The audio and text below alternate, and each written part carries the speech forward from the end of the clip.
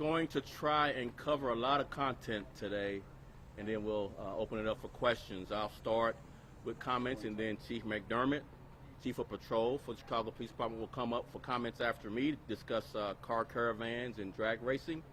And then Chief of Investigations, Chief Dinahan, will come up and discuss a couple of homicides and shootings that we had. And then we'll have Janita Tucker, who is the Executive Director of the Peterson-Pulaski Business and Industrial Council, will come up and speak, and then I'll come back for questions. So it's going to be a lot of content, so just bear with us. So I want to start out by thanking the Horner Park and Albany Park community for hosting us this morning on the nearly 60-acre Horner Park here in Albany Park. And thanks also to the Chicago Park District for hosting us. The programs and opportunities for fun, recreation, and cultural enrichment in this district offers opportunities second to none. Today I'm joined by, like I mentioned, Janita Tucker, who's the Executive Director, and she will discuss her engagement with our police officers. But I also want to start by saying how broken we are on, again, another senseless, violent gun incident that occurred yesterday evening on the opposite end of the city from where we are. A 5-year-old boy was shot in the head in a drive-by shooting in Rogers Park, and we will not rest until we bring these offenders to justice. The child continues to fight for his life in a hospital just a few miles from here. The entire city, along with our department, is praying for a full recovery, but the child is in critical condition. We will be relentless in the pursuit of the brazen gunman who shot and killed a woman in Morgan Park, even as she sought sanctuary in the 22nd District in a second incident from the 5-year-old. Dozens of rounds were fired at the car and the woman and a male driver as they were trying to flee for their lives. Chief Dinahan will go into more detail in just a few minutes on both of these cases, both the 5-year-old and the young woman. Every day, every night, the men and women of the Chicago Police Department do their very best to serve and protect the people of Chicago. Despite these challenges with car caravanning, drag racing, street racing, and the incidents that we had over the weekend with gun violence, Chicago continues to see progress with a 16% reduction in homicides for the month of August compared to the same time last year. Citywide, this year, January to August, compared to January to August 2021, we also are seeing a 15% reduction in homicides and an 18% reduction in shootings, despite all the challenges we face, as we'll go through some of those here shortly. In the top 55 beats, where 50% of the violence occurs in this city, we're also seeing a 23% reduction in homicides and a 30% reduction in shootings. So progress, despite the challenges with violence over the weekends, continues to see double-digit reductions in both shootings and homicides. And partnerships like the one here with the Peterson-Pulaski Business Council are some of the reasons why we see these declines. I'll wait till the siren passes.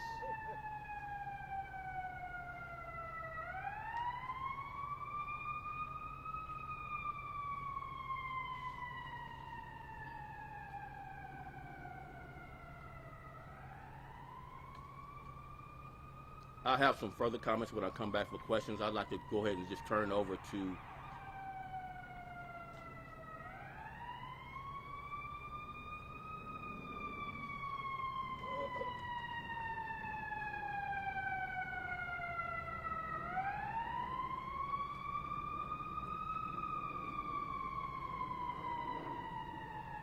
all right, I think we're going to start back up.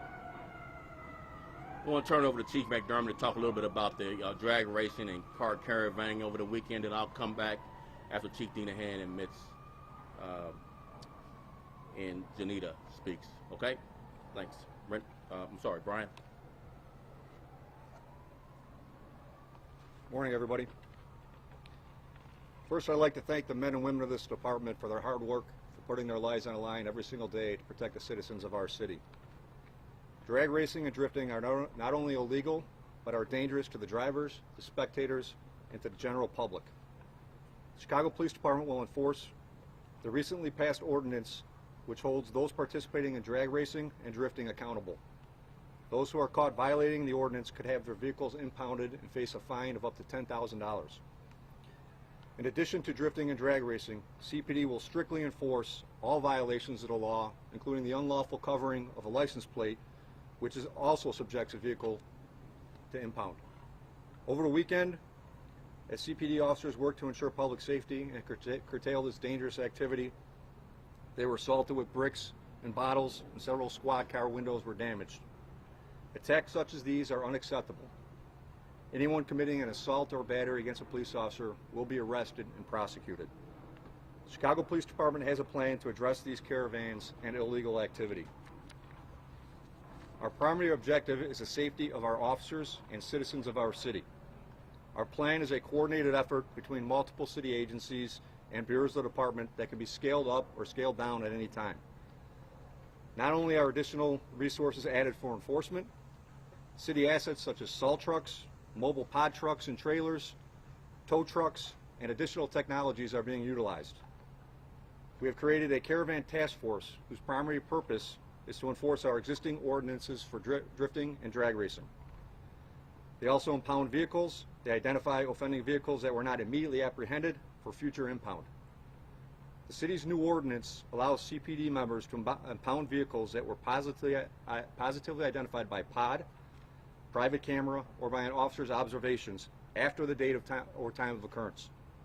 Our caravan task force and SDSC rooms will work relentlessly after these incidents occur using pods, LPRs to identify the offending vehicles.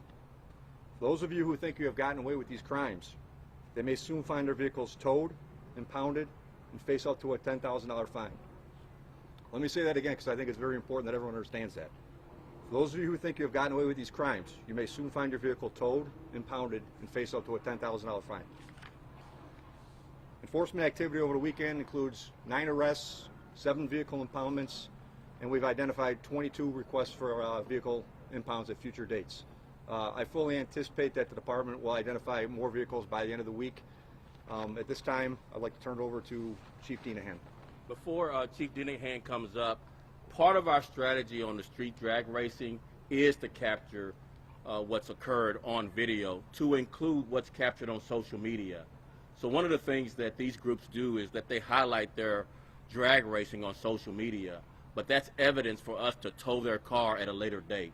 So warning to those, trying to sensationalize drag racing, thank you, because we're going to charge you and tow your car with up to a $10,000 fine.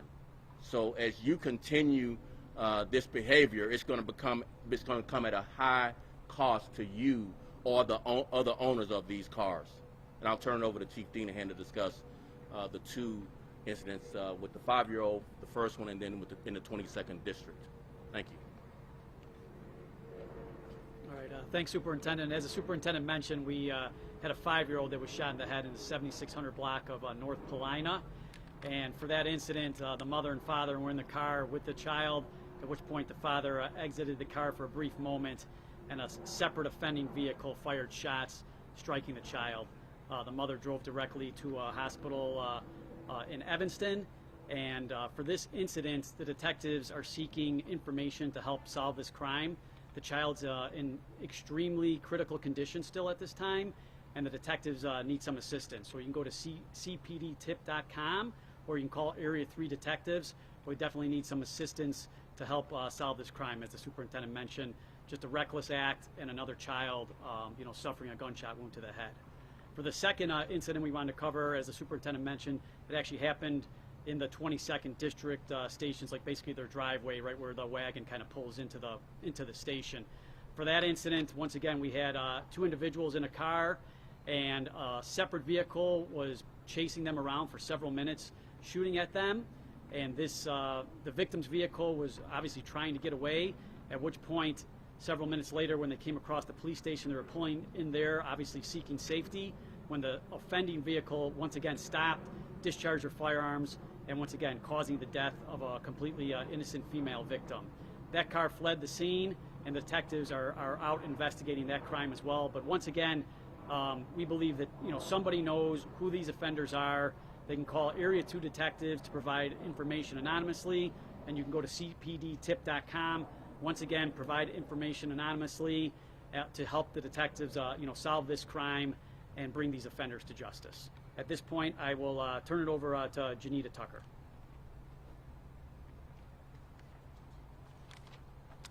Thank you.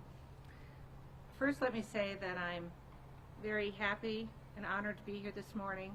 I live on the northwest side and work on the northwest side, so I thank the police department for doing their press releasing today here. My name is Janita Tucker. I'm the executive director of the Peterson-Pulaski Business and Industrial Council. It is our mission to do everything that we can and the city can to retain manufacturing on the northwest side of Chicago. As you can imagine, safety and security is a very big issue for businesses that are deciding to locate here for the first time, or perhaps stay here and expand here. And with that, one of my jobs and our organization's jobs is to act as a liaison with our local police departments. And in our case, it's the 16th and the 17th districts. And I have been doing this job for over, I hate to say it, 23 years. And in that time, we have forged an excellent relationship with the police department. And they have proven time and time again that they appreciate the businesses in our area, the businesses that employ thousands of residents, and the safety and security of these facilities so that they will stay here and help with our economic development in Chicago. Some of the things that recently we've worked with the police department on are programming such as active shooter. Hate to talk about it, but it's something that our businesses like to be aware of. Most recently, we have had self-defense classes offered to our businesses and their employees through the police department. And really recently, we're in the midst of doing a program to discourage catalytic converter theft, which is a huge problem right now. Sounds like a nuisance, but it is a very expensive problem, and it's very easily done. So now the police department are doing programs where they paint the catalytic converters. For anybody who's interested, they can sign up online. So anyway, I just wanted to say that the police department has made our job so much easier, and it goes a long way to making Chicago the attractive place for businesses that it is. And I couldn't be more proud to have my job and to be a resident of Chicago and to have this wonderful relationship with the police. So thank you very much for your time.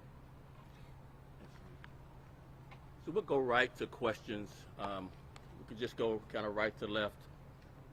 Good morning. Morning. Amy Jacobson, WIND Chicago.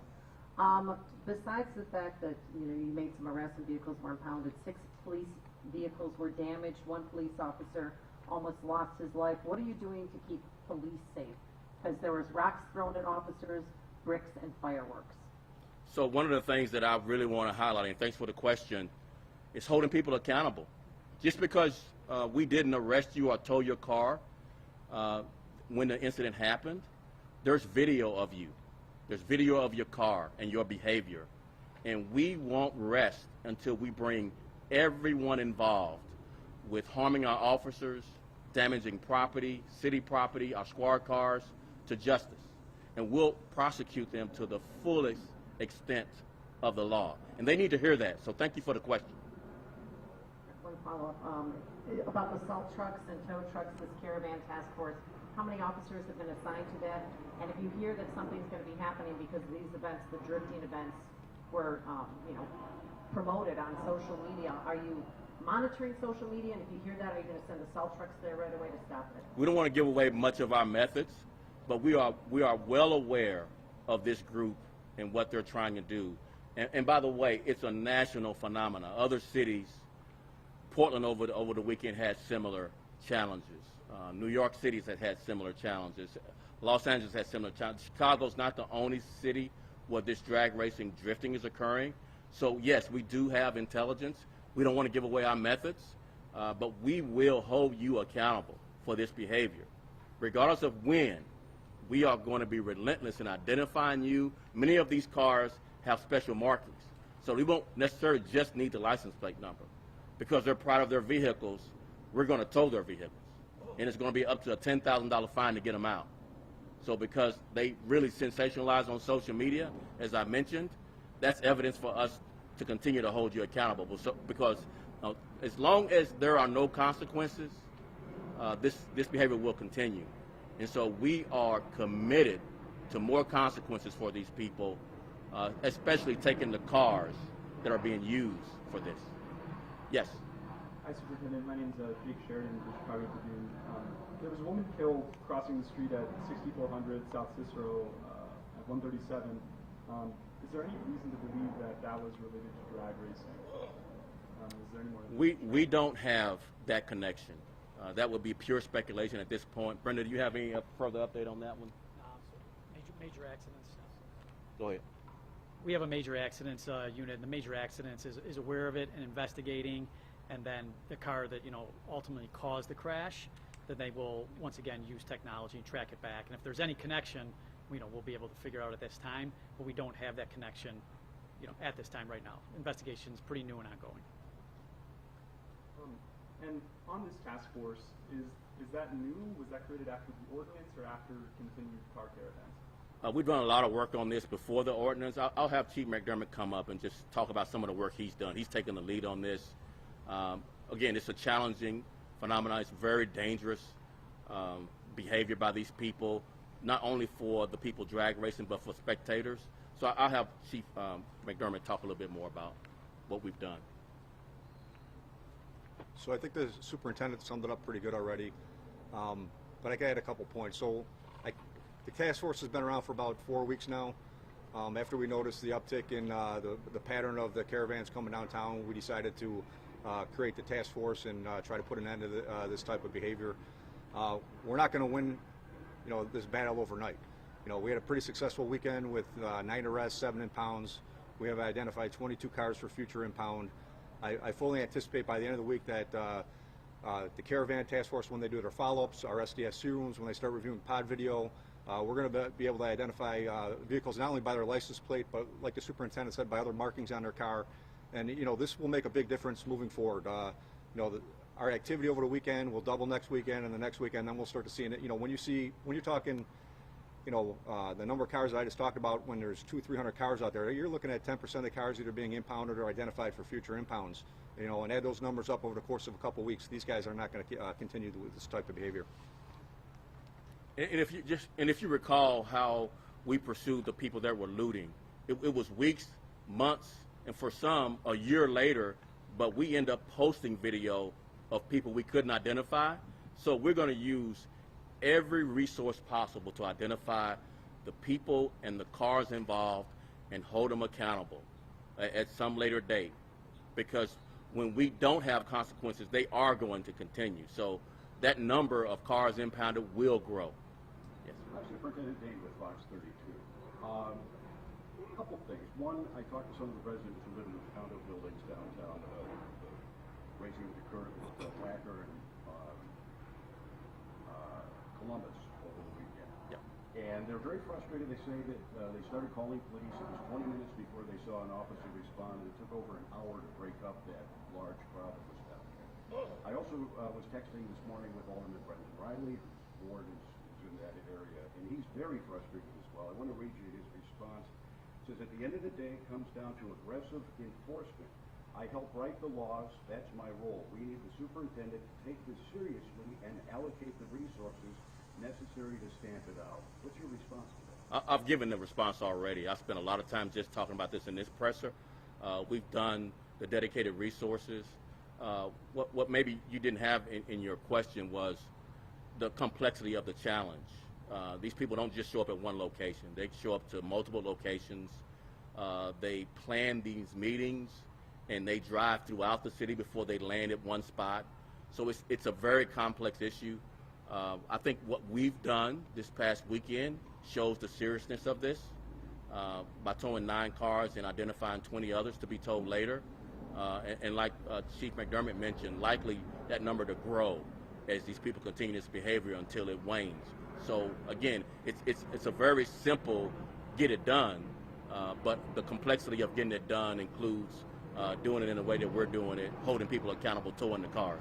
Just to follow clarification on the impoundment, are you under the law able to impound vehicles that are simply there blocking the street but not participating in drifting, or are you only able to take the cars that are actually? So there's been some discussions about adding amendments to the current ordinance. We're working with the aldermen to do some of the spectator enforcement.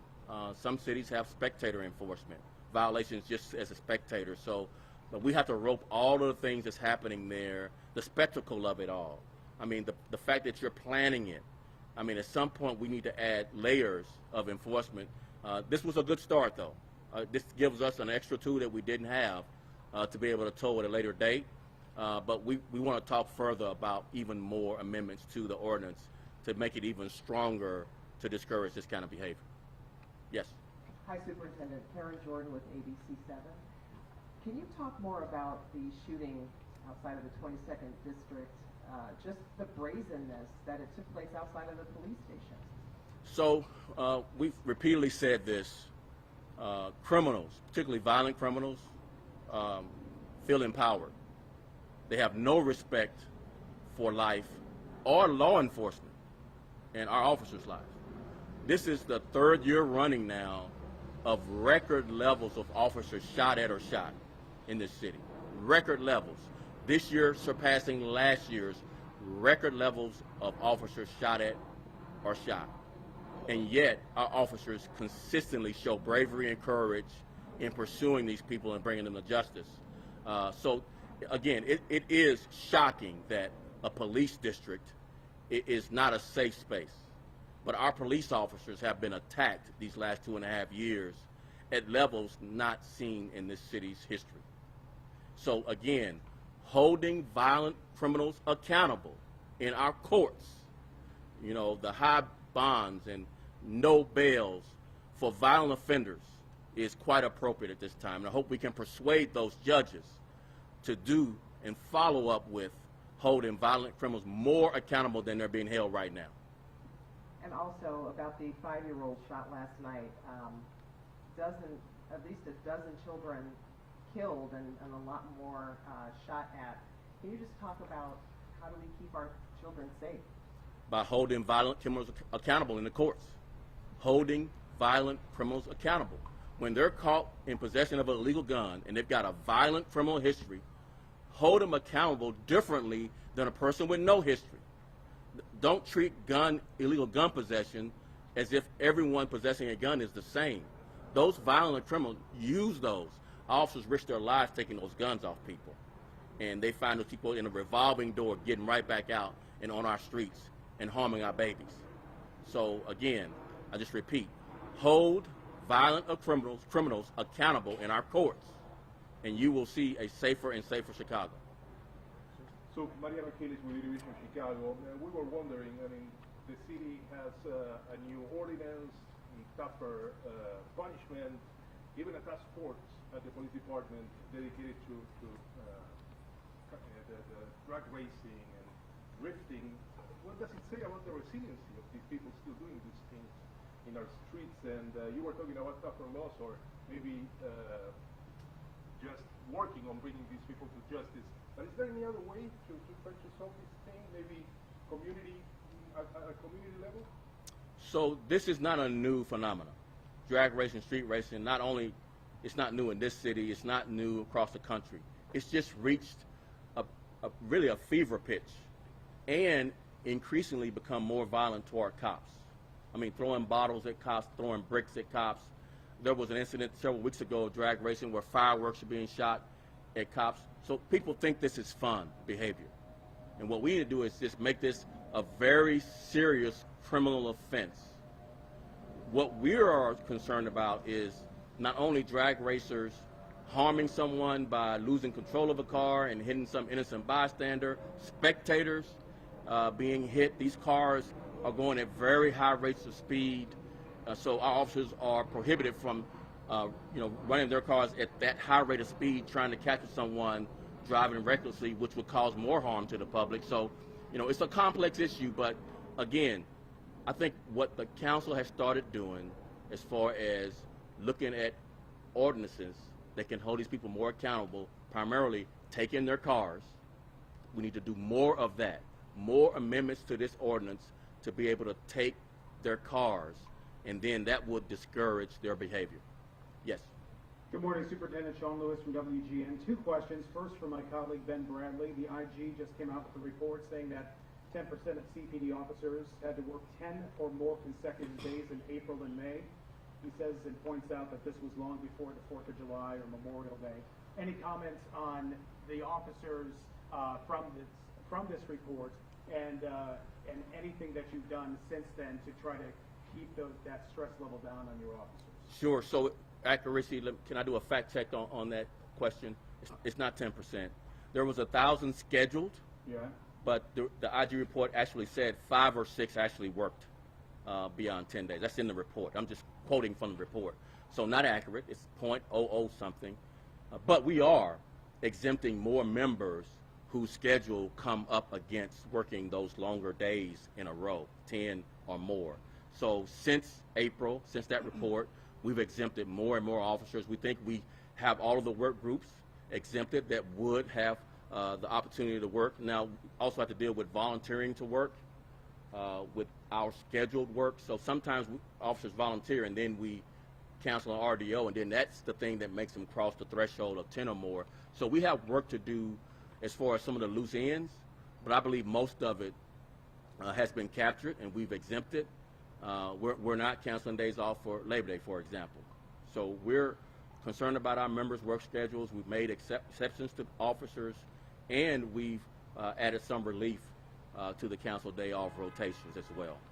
Karen asked a question about brazenness of these gun crimes your officers have been shot at more, you say, in the last 2.5 years since you've been on the job than any time in the city's history. When you look at this and you're looking at the other part of enforcement, you're the first part, the judges are the second part, and you and I have been down this road before. Have you met with the chief judge, with Tony Procwinkle? Have you met with the leaders in the courts to get these bails up so there is more enforcement on that back end? There has been meetings. There's just not one simple answer. Of course, you don't want a rubber stamp.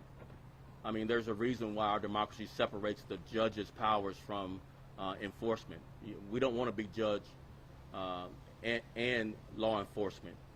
They need to have some independence. We're just trying to make the case to the public, who are all of our bosses, that violent offenders need to be held more accountable. That's our case we're making. It is not a individual judge or chief judge meeting with me or the mayor.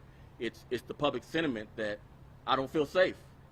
And we can arrest, and we have made significant strides in clearance rates, the number of homicides cleared. We're just not seeing a consistency across the board with these violent offenders being held to a much harsher standard in the courts once they are charged. Yes. Good morning, Superintendent. Charlie Wojciechowski from Channel 5. Going back to the drifting and the cars, I think a lot of people downtown in the South Loop and Bronxville will be happy to hear that there's going to be a task force, there's going to be enforcement, but it's all after the fact. Is there anything in this plan that will preempt some of these gatherings at these intersections? I know in LA they use the Dobbs docks, they put those down. In some other municipalities, they watch social media, pre-place heavy vehicles like garbage trucks, snow plows, that kind of thing. Is that part of the plan here in Chicago? It is. We talked about the salt trucks and the larger vehicles to block. The locations where our drifters are choosing are more porous than maybe some of the other locations in other cities. So we have an increasingly large challenge. It's hard to just block off the area where they are and then have them blocked in because there's so many exits, there's so much ingress and egress that we can't, that won't be successful. So we have to be a little bit more strategic maybe than some other cities who can easily block in. It's much more difficult to block in. I could just tell you what'll stop next week's if your car is towed and you got to pay 10 grand to get it out. That's what's going to stop next week's and the next week's. So more cars towed. I'm not opposed to raising it from 10,000 to 20,000 if it continues. Let's keep going until these knuckleheads get the message. One follow-up to Sean's question. They're talking about cash bail right now, but as of January 1st, you're going to have to deal with the Safety Act and the implications of no cash bail. Are you concerned about the situation changing as of January 1st of next year? That's a whole nother press conference that we will be here for the rest of the day if you wanted my comments on it. Yes, I hope that there are some amendments to the Safety Act. I think some of those discussions are being had, but no obviously conclusions at this point. I think we have kind of a wait-and-see attitude right now. Yes? Good morning, Superintendent. Priscilla Padilla here with Telemundo. I know you mentioned some of the tactics, but yesterday I was in the area speaking to some residents, and they're saying that when these crowds get together, it's hard to break them apart. And like you mentioned, they block off, one or two blocks. There's cars blocking the road, and there's, a multitude of people.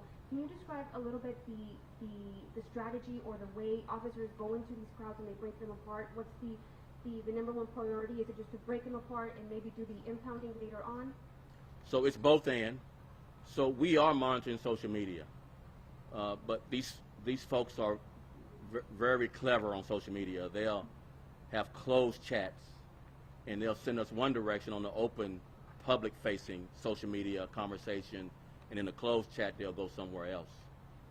And then they'll pretend as if they're caravanning to one location when in fact another group is caravanning to another location.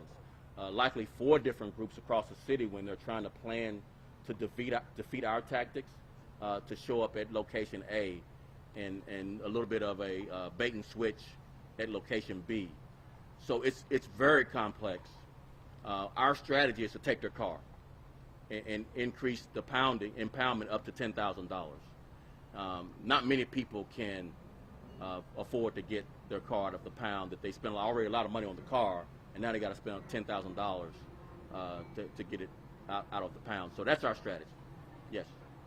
Hey, Superintendent. I know you just said it's, I think it was sort of pure speculation about the Cicero fatal crash. Right now it is. We don't have the evidence yet. In a traffic crash report, it says that Bedford Park police related the 2 Corvettes driving at a high rate of speed crashed into this woman who died. Can you guys give us, this doesn't exactly align with what's been posted on the news. Could you give us a breakdown of what you know of the crash right now? Right now, of course, we have statements alluding to the speculation that it might have been drag racing. There's this legal tenet called corroboration. We don't have that. We have to have independent information to support our speculations. And so until we have that evidence, we won't be able to say that it was drag racing. When we do, we'll give it to you. Now, some of this is under investigation, and we can get with you offline to try to get to you as quickly as we can confirm what happened. Of course, we have to follow the law. We can't just speculate. We can't accuse people of things that we don't have the evidence to support. That opens us up to lawsuits. So we have to make sure we're coming at these folks correct. If it was drag racing, we'll say it. There's no reason for us not to say it if it wasn't drag racing. We just don't have that corroborated evidence at this point. And I just have one last question. You mentioned that the father of the 5-year-old boy hopped out of the car shortly before the shooting. Is he viewed as the intended target, and is he known to CPD? It's preliminary information. He is known to CPD. We don't want to reveal too much, but likely the target. Superintendent Brown, once they pick up their car, will they be arrested? Depending on the charges. If they haven't already been arrested, once they pick up their car, they might be arrested also after that, depending on what behavior we can prove once we look at the video. Thank you all very much. Really appreciate it.